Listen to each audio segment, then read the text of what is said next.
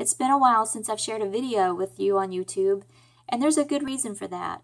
The main reason is because the last few years I have been going through a period of unlearning a lot of things and relearning a lot of things from the Bible. I like to refer it as a change of my walk.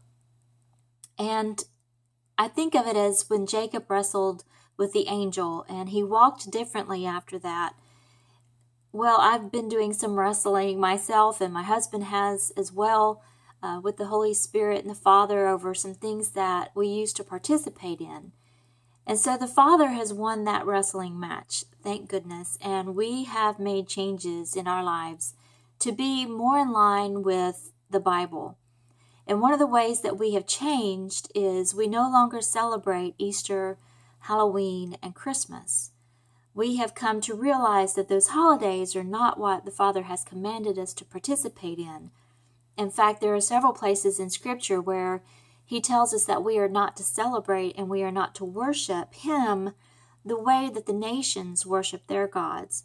And we have learned through different researching that there are several things involved with those holidays that are the ways that the nations celebrate and worship their gods. And so we stopped celebrating Easter, Halloween, and Christmas for those reasons.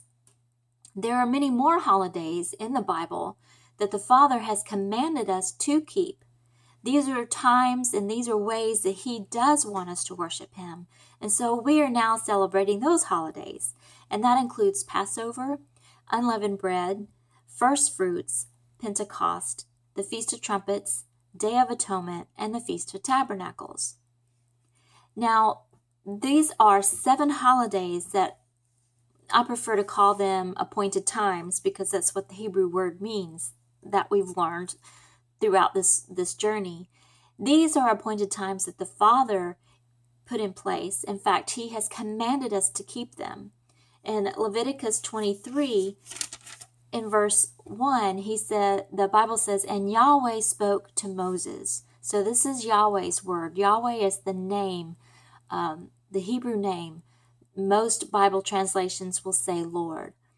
But Yahweh spoke to Moses, saying, "Speak to the children of Israel, and say to them, the appointed times of Yahweh, which you are to proclaim as set-apart gatherings, my appointed times are these." And then he begins listing these, and he actually starts with the weekly Sabbath. And that is another major change that my family and I have made, is we no longer go to a Sunday mainstream church. We celebrate the 7th day, Saturday, beginning Friday night actually. Friday night into Saturday night is the Sabbath the Father has commanded us to remember. And so we have started worshiping on Friday nights, and we do Bible study with other believers on Saturday. Both events include other believers. And so we are assembling with like-minded people who are all seeking to keep the Father's commandments more fully. So those are 2 major areas in which our lives has changed. We keep the Saturday Sabbath. We keep the appointed times, the holidays that the Father has commanded. And we also have changed our diet. Now, I have been a vegetarian for many years, and even before we made these other changes. But my husband and my children realized that they are not to eat pork because pork is deemed unclean in the Bible. In fact, there are many things that many Christians eat that were not set aside or set apart as food. Leviticus 11, and there's another place in Deuteronomy, forgive me for not looking it up, but the whole chapter of Leviticus 11 goes into detail as what the Father has given to us to eat. And pork and shellfish, catfish, those types of things are not considered food by the Father. So that's another way that we have changed our lives drastically. Now, a lot of people will think that these things don't apply to believers today, but we see differently. We see that the whole counsel of the word points to us being Israel.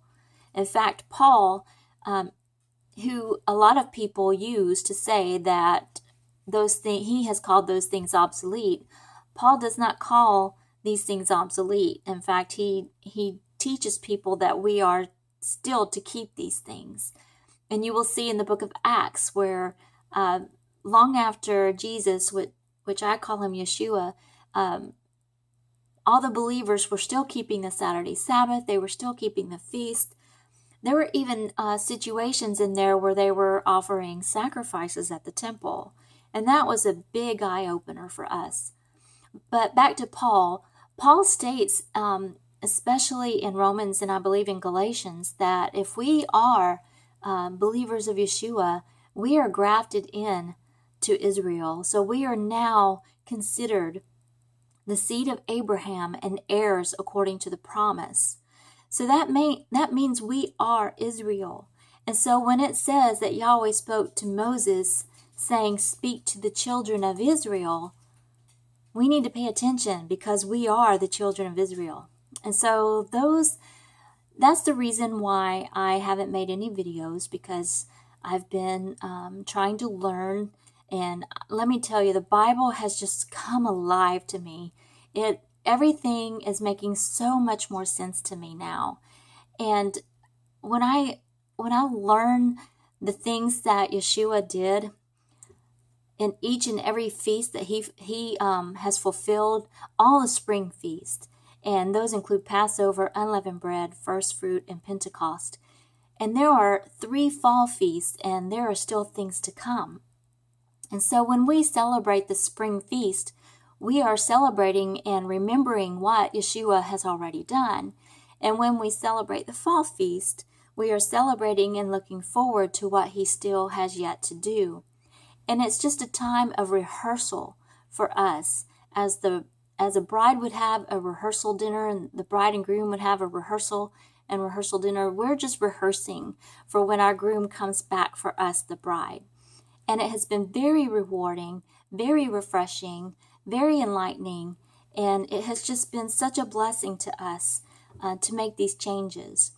It has been awkward at times because we were having to learn, and so the way that we started out doing things, we've changed a little bit here and there as we learn more and more. But that's the good thing about the Father, is he is so patient and kind and compassionate, and he is just pleased with seeing how we are trying to be more obedient. So anyway, that's some of the changes going on in our lives. I'm hoping maybe to make more videos to share with you more specifics of the things that I'm learning. But to be honest with you, there's so much that I have to learn that I don't know. If I do share videos, please just consider it as me just sharing what I'm learning. I'm not trying to teach anything. I'm just thinking out loud, okay? Because I still have a lot to learn. My study methods pretty much remain the same. I still take extensive notes when I read through.